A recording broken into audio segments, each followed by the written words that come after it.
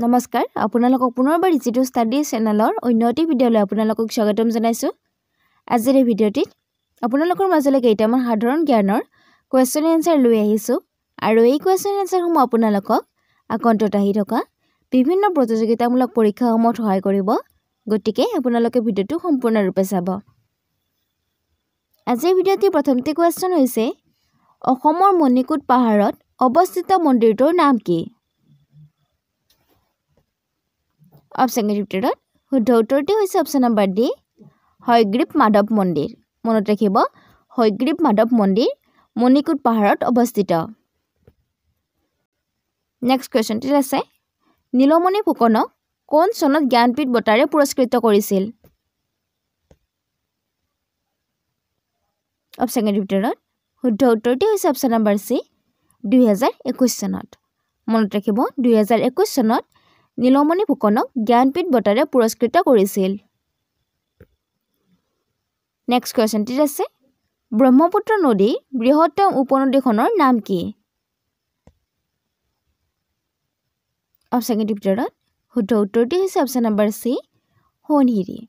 মনত ৰাখিব ব্ৰহ্মপুত্ৰ নদীৰ বৃহত্তম উপনদীখনৰ নাম হৈছে সোণশিৰি।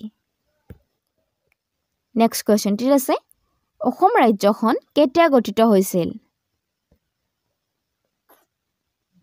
অপশ্যনৰ ভিতৰত শুদ্ধ উত্তৰটি হৈছে অপশ্যন নম্বৰ বি 1950 চনত। মনত ৰাখিব অসম ৰাজ্যখন 1950 চনত গঠিত হৈছিল। নেক্সট কুৱেশ্যনটি আছে অসমৰ ৰাজধানী কেতিয়া দিছপুৰলৈ স্থানান্তৰিত কৰা হৈছিল?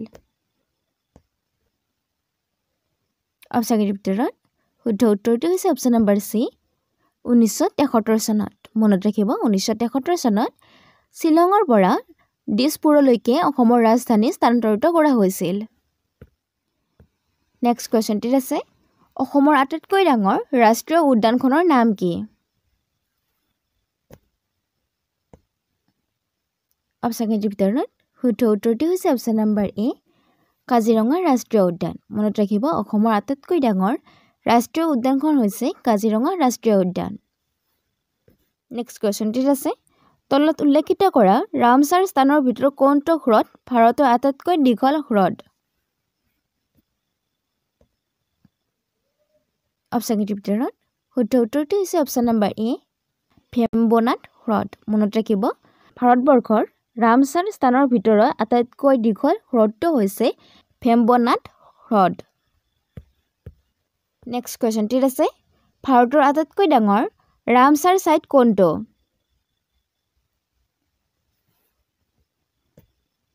অপশ্যনৰ ভিতৰত শুদ্ধ উত্তৰটি হৈছে অপশ্যন নম্বৰ চি সুন্দৰবন।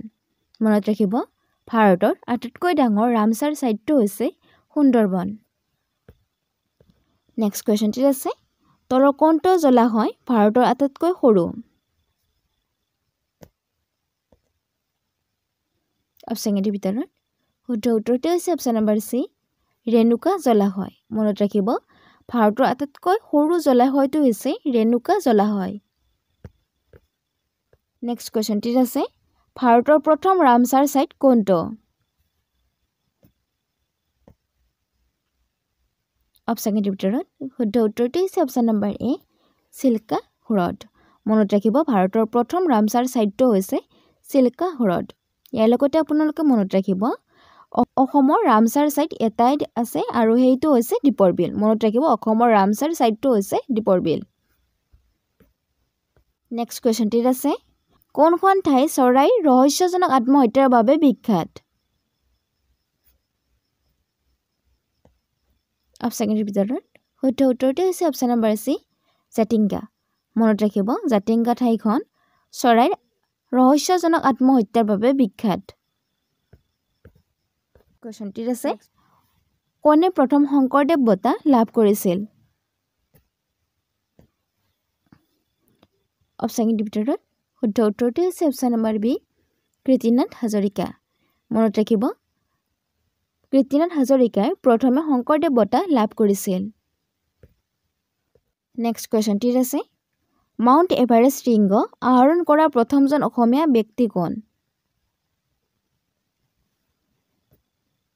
অপশ্যনৰ ভিতৰত শুদ্ধ উত্তৰটি হৈছে অপশ্যন নম্বৰ বি তৰুণ শইকীয়া মনত ৰাখিব মাউণ্ট এভাৰেষ্ট শৃংগ আৰোহণ কৰা প্ৰথম গৰাকী অসমীয়া ব্যক্তি হৈছে তৰুণ শইকীয়া আপোনালোকে যদি এইখিনিলৈকে ভিডিঅ'টো চাইছে আৰু ভিডিঅ'টো চাই ভাল পাইছে তেন্তে ভিডিঅ'টো শ্বেয়াৰ কৰি দিব নেক্সট কুৱেশ্যনটিত আছে অসমৰ দ্বিতীয় গৰাকী মুখ্যমন্ত্ৰী কোন আছিল অসমৰ দ্বিতীয় গৰাকী মুখ্যমন্ত্ৰী কোন আছিল অপশ্যন ভিতৰত শুদ্ধ উত্তৰটি হৈছে option number D Bishnuram Medhi মনত ৰাখিব অসমৰ দ্বিতীয় গৰাকী মুখ্যমন্ত্ৰী হৈছে বিষ্ণুৰাম মেধি নেক্সট কুৱেশ্যনটিত আছে 2021 চনত অসম বৈভৱ বঁটা লাভ কৰা ব্যক্তিজনৰ নাম কি আছিল অপশ্যন ভিতৰত শুদ্ধ উত্তৰটি হৈছে option number C Ratan Tata মনত ৰাখিব 2021 চনত অসম বৈভৱ বঁটা লাভ কৰা ব্যক্তিগৰাকী হৈছে ৰতন টাটা ইয়াৰ লগতে আপোনালোকে মনত ৰাখিব অসম বৈভৱ বঁটা লাভ কৰা প্ৰথম গৰাকী ব্যক্তিয়ে হৈছে ৰতন টাটা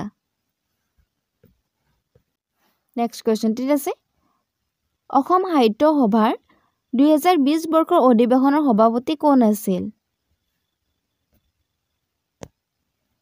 অপশ্যনৰ ভিতৰত শুদ্ধ উত্তৰটি হৈছে option number D Kuladhar Saikia মনত ৰাখিব অসম সাহিত্য সভাৰ 2020 বৰ্ষৰ অধিৱেশনৰ সভাপতি হৈছে কুলধৰ শইকীয়া ইয়াৰ লগতে আপোনালোকে মনত ৰাখিব অসম সাহিত্য সভা 2020 চনত শুৱালকুছিত অনুষ্ঠিত হৈছিল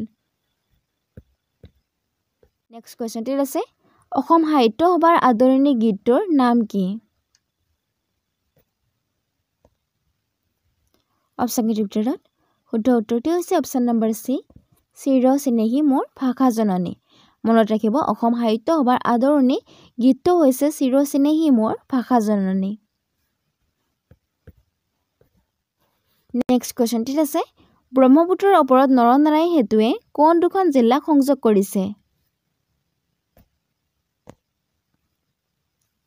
অপশ্যনৰ ভিতৰত শুদ্ধ উত্তৰটি হৈছে অপশ্যন নম্বৰ ডি বঙাইগাঁও আৰু গোৱালপাৰা মনত ৰাখিব ব্ৰহ্মপুত্ৰৰ ওপৰত নৰনাৰায়ণ সেতুৱে বঙাইগাঁও আৰু গোৱালপাৰা জিলা দুখনক সংযোগ কৰিছে কুৱেশ্যনটিত আছে অসমৰ সৰ্বোচ্চ অসামৰিক বঁটাটোৰ নাম কি